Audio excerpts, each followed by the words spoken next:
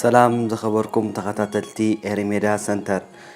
ከም ናይ ኩሉ ግዜና ሳብስክራይብ ብምግባር ተኻፈልቲ መደብና ክትኾኑ እንዳዓደምኩ ንሎሚ ኸዓ ገንዘቢ ህይወተይ ዘርእስቲ ሓፃር ዛንታ ሒዘልኩም ቀሪበ ኣለኹ። ሰናይ ምክትታል። ናብ ዝረኸባ ሰብ ብየማነይ ፀጋመይ ዝሓልፉ ዝነበሩ ሰባት ምስ ረኣኹ ነብሰ ስጋይ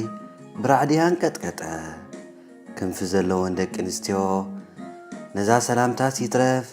ከይተገዳሳለይ ክሓልፋን ከለዋ ከምዚ ኸኣሎ ድዩ ብምባል መልሲ ክረኽበሉ ኣብ ዘይከላ ዋጣሪ ሕቶታት ተሸየምኩ። ሓደ ሜትሮ ዝቕመቱ ኣቕርንቲ ዘለዎም ሰባት ምስ ተዓዘብኩ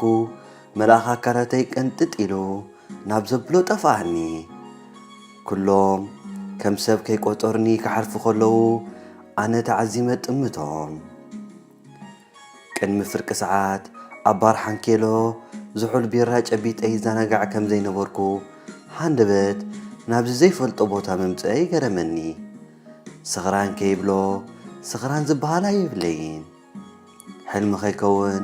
ኣካለይ ሙሉእ ኣሎ። ውነይ እውን ብድክዕ እፈልጥ ኣለኹ። ናብ ባይታ ክበፅሑ ቁሩብ ዝተረፎም ጎባጣት ሰባት ምስ ረኣኹ ፍርሐይ ክቋጣጠር ስለ ዘይከኣልኩ ሃለዋተይ ከጥፍእ ተቓረብኩ። ናብታ ኣብ መንፅረይ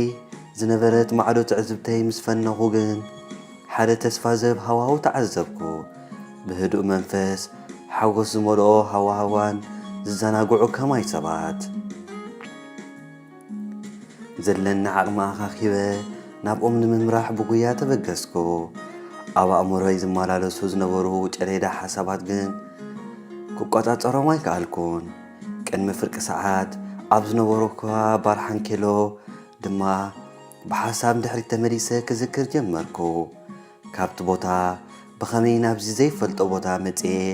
ክትምልሰለይ ትኽእል ንሳ ስለ ዝኾነት ኣበይ ቦታ እየ ዘለኹ? ካብቲ ዝነበርኩ ቦታ ብኸመይ ናብዚ መፅየ? እዞም ቅድሚ ሕጂ ርእዮም ዘይፈልጥ ፍጡራት ከ እንታይ ወትዮም?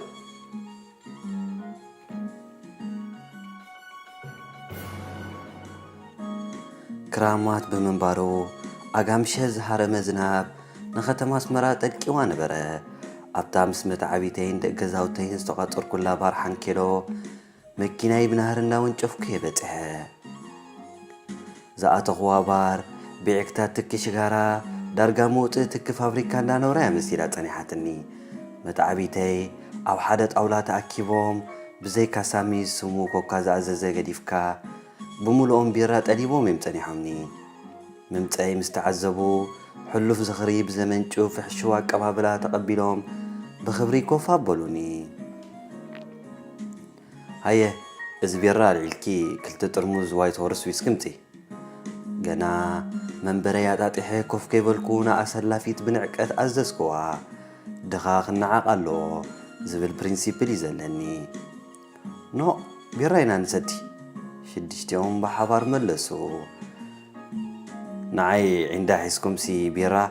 ሎሚ መትዓቢተይ ክዘናጋዕ ኢለ ስለ ዝመጻኹ ይውረድ። ሃየ ቅልጥፍ ኢልኩም ምፅዮ። ነታ ኣሰላፊት ነው ነው ከም ትብል ገበርክዋ።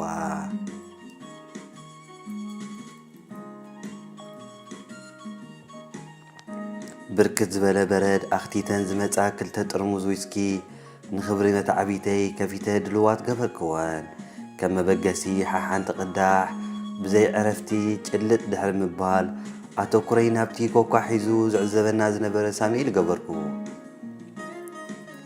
ጭረምባታ ወዲ ንሳሙኤል ብሓይሊ ከስትዮ ተዋጠጥኩ። ኣይሰትኒ ግን ሓራይ ቀፅል ተነፊሐ ዘረብኡ ንኽቕፅል ሓበርክዎ። ግን ዝበለ ገጽ ክትህቦ የብልካን። ንዓይ ካብ መስተ ቁሩብ ገንዘብ ተትህበኒ መሓሸኒ። ዘይተኸፍለ ናይ 2 ወርሒ ክራይ ገዛ ኣለኒ። ኣታ ሳሚ ኩሉ ግዜ ካምባና ዊስኪ ተቐሪቡሎ ስቒልካ ጭረም። እረቲ ገጽካ ወዝ ጠፊዎ ኣሎ ዊስኪ ድማ ገና ዘረባይ ከይወዳእኩ ኮለፈኒ። ክትብሎ ዝሓሰብካዮ ተረዲእኒ ኣሎ ሓጎሰይ ድማ ሽግር ገዛይ ተተፈትሕ እዩ ሳሙኤል ህድእ ኢሉ መለሰለይ ቀስ እናበለ ትሕት ኢሉ ይዛረብ ብምንባሩ ኣብ ልዕለይ ንዕቀት ዘሕደረ ኮይኑ ተሰማዕኒ ሳሚ መዋሊ ክዛረብ መሰል ኣለዎ ከምዞም ጀማዓ እናተመወሉ ትሚሎም ዝጨርሙ ዘለዉ ትሚልካ ትጨርም እንተዘየለ ኣፍጢጠ ጠመጥክዎ ኣጣምታይ ልዕለይ ዝተዛረቦ ክዛረብ መሰል ከም ዘይብሉ ዝሕብር ነበረ ሕሉፍ ህይወትካ ባዘክር ብድኽነት ኢኻ ኳዓቢኻ ዕድል ጌርካ ድማ ኣብቲምካ ንሕሉፍ ህይወትካ እንተዘኪርካ ኢኻ ናይ ባሓቂ ሰብ ያኽለካታ ስለ ዝፀዓርኩ ሓሊፍለይ ድኻ ድማ ይነበርኩን ብሕርቃን ዘረብኡ ኮሊ ፈጋዓርኩ ኣታ ሳሚ ስቒልካ እንዶም ምሳና ሕበር እቶም ከም ወታደር ዝተባሃሎም እናተኣዘዙ ዝሰትዩ ዝነበሩ መታዓቢተይ ኣብ ልዕሊ ሳሙኤል ብሓባር ተቃውሞም ኣስምዑ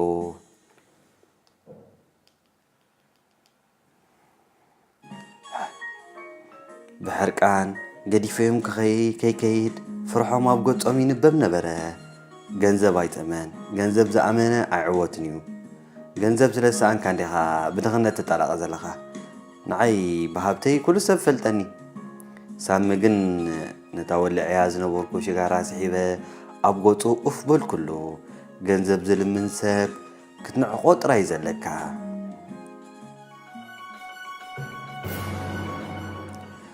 ገንዘብ ዝልምን ሰብ ክትንዕቆ ጥራይ ዘለካ ልዕሊ ገንዘብ ጥዕናን ኣእሙሮን እዩ ዝኣምን እዛ ሓላታት ምሕላፍ ምስ ኣበዮም ዘምፅኦ ፍልስፍና እዩ ኣነ ድማ ብገንዘበይ ጥዕናን ህይወትን ክገዝእ እኽእል ንስኻ ግን ኢደ ይወጥወጥ ኩሉ ኣታ ወዲ ከማይ ደኻ ምንባርካ ፈልጥ ንምሳይ ኻ ዓብኻ ሕጂ ካልእ ክትመስል ኣይትፈትን ሕርቃኑ ብሩኡይ ከንፀባርቕ ምስ ተዓዘብኩ ብሓጎስ ተፈሸኽኩ ሰብ ክኾርዮ እምበር ክኾርየኒ ስለ ዘይፈቱ ልዕሊ ማንም እዋን ዕግበት ተሰማዕኒ በል ክትፈልጥ ኣነ ብገንዘበይ ህይወት ክገዝእ ሰብ ገንዘብ ኩሉ እዩ ዝገብር ንሱ እንተዘየለ ግን ከምዚ ሽግራት እናተደርደርካ ትልምነኒ ዘለኻ ለማን ኾንካ ኢኻ ተርፍ ዓዲምካ እኒአ ቆምጠ ዕድሜኻ ኣኽቢረ ኣብ ክንዲ ዝመጻኹስ እዚ ኩሉ ንዓይ በቲ ክትፈልጥ ድኻ ነርካ ብስርቂ ድማ ሃብቲምካ ከማና ንታሪክ ዝኸውን ቦታ ይብልካን ኣውዓው ክብል ስለ ዝጀመረ ኣብቲ ባር ዝነበረ ተኣንጋዲ ኣቓልብኡ ናባና ገይሩ ብምንባሩ እታ ሰራቕ ትብል ፀርፊ ምውሓጥ ኣበየትኒ ኣነ ሰራቒ እወ ድሕርዚ ክብረይ ክሕሉ ጥርሙዝ ኣልዒለ ክሃርሞ ክብል ቀዲሙ ርእሰይ ስለ ዝሃረመኒ ናብ ባይታ ክወድቕ ይርድኣኒ ድሕሪኡ ግን ቅድሚ ፍርቂ ሰዓት ዘጋጠመ ፍጻመ ብምሉእ ዘከርክዎ ብኸመይ ናብዚ ፍሉያት ሰባት ዝርከብሉ ቦታ መፅአ ግን ክርድኣኒ ይከኣለን ጨሓማት ልዕሊ 60 ዕድመ ከም ዝገበሩ ገጾም ዝምስክረሎም ሰባት ብቕድመይ ሕልኽልኽ ይብሉ ኣለዉ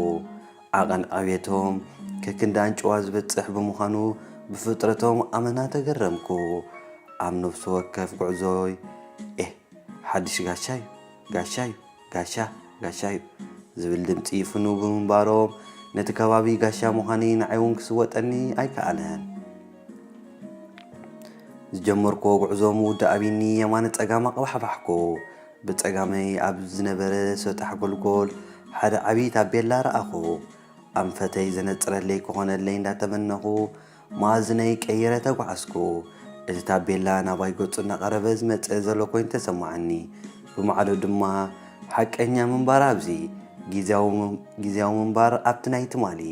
ዝብል ፅሑፍ ምስ ነበብኩ ኩሉ ነገር ጋን ኮነኒ ኣንታበየ ዘለኹ ብሕርቃን ዓዊለ ጨደርኩ ኣብቲ ዘይትምነዮ ቦታ ኢኻ ዘለኻ ሓንቲ ምልክዕቲ ወይዘሮ ክዳን መርዓት ተኸዲና ብድሕረይ ኮይና ኣድመፀት መላእ ኣካላተይ ገላቢጠ ተዓዘብክዋ ኣብ ገጻ ዝተዓዘብክዎ ሓጎስ ተስፋ ሃበኒ ኣብቲ ኩሉ ሰብ ዘይግደሰልካ ቦታ ሕጉስትን ምልክዕትን ወይዘሮ ክረክብ ስለ ዘይተፀበኹ ሰላም ሰሓብተይ ኣበይ ቦታ እየ ዘለኹ ኣብ ጥቓ ቀሪበ ንመልክዓ ብውሽጠይ እናድነቕኩቶ ከስክዋ ድላይ ካሓቲትካ ትረኽበሉ ቦታ ኢኻ ዘለኻ ክትዛረብን ከላ ልብኻ ትሰልብ ሄዋን ብምዃና ፍናነይ ሰማይ ዓረገ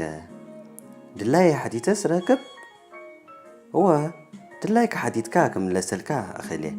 ነዚ ቦታ ጋሻይኻ ምስለኒ ሓቂ እንዴ እወ ዘረባ እንተነውሐ ዋጋ ይብሉን ድላይካ ተሓተሉ ቦታ ካብ ኮነ ንመን እየ ክሓቶ ዝኽእል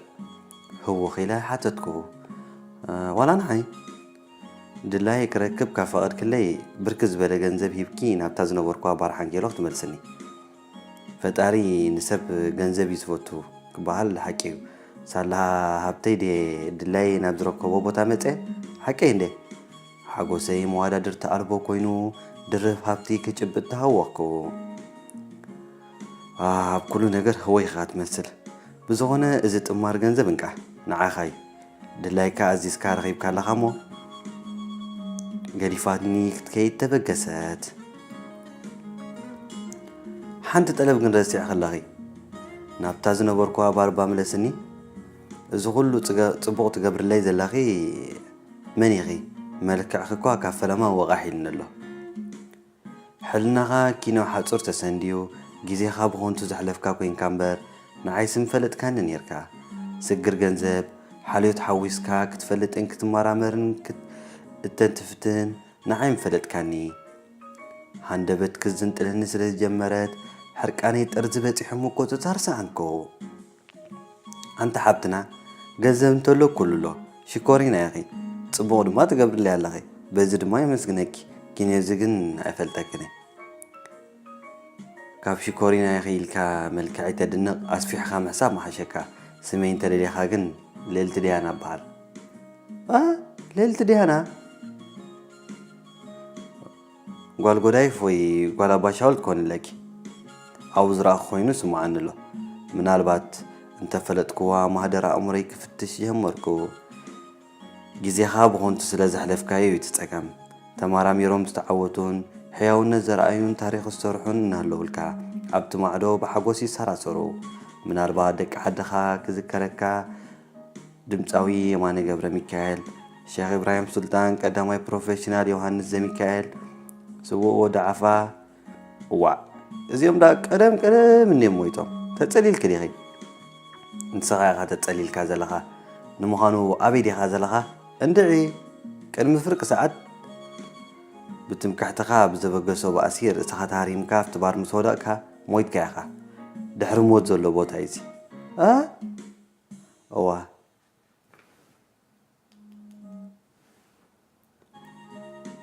እዋ ገንዘብ ህይወት ፍልጠት ሓልዮት ታሪክ ክገዝእ ዝኽእል እንተኾይኑ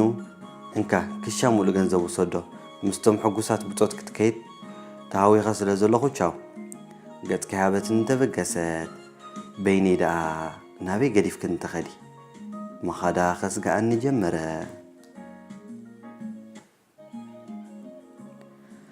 ምሳይ ክትከይድ ንዓይ ዝዳረግ ኣበርክቶ ክትገብር ነይርካ ሕማቕ ዘረባ ስለ ዘይወፃኒ መጻኢኻ ይነገረካኒ በየን ከይዳ ከይበልክዋ ህልም ኢላ ካብ ቅድመይ ተሰወረት ካብታ ከም ገረብ ደሪቐያ ዝነበርኩ ቦታ ከይተንቀሳቐስኩ ነዊሕ ሓሰብኩ ድሮ ዝጀመርክዎ ንብዓት ጓሂሙ ዳኣቢኒ ስቕ ኢሉ ይውሕዝ ኣሎ ገንዘብ ህይወተይ ባምለሳ መልሲ ተጸብየ ወይከ ብምሉእ ገንዘብ ያልዒለ ምስቶም ስቕ ኢሎም ዕንክሊል ዝብሉ ዝነበሩ ክፉኣት ሰባት ተጸንበርኩ ኣብ ከመይ ኩነታት ኣለኹ ኣይነግረኩምን እዛ ጽሕፍቲ ግን ስቕ ኢለ ድርብያ ኣለኹ ሓደራ ነዛ ወረቐት ዝረኸባ ኩሉ ሰብ ከም ዘንብባ ይግበር ኣፀሓሕፋ ዘይክእል ክኸውን ይኽእል ብኣካል ስለ ዘየለኹ ግን እቲ ዝረኸባ ሰብ ንዓይኒ ሕልንኡን ክብል ከም ትንበብ ይግበራ ዘለኽዎ ናብራ ግን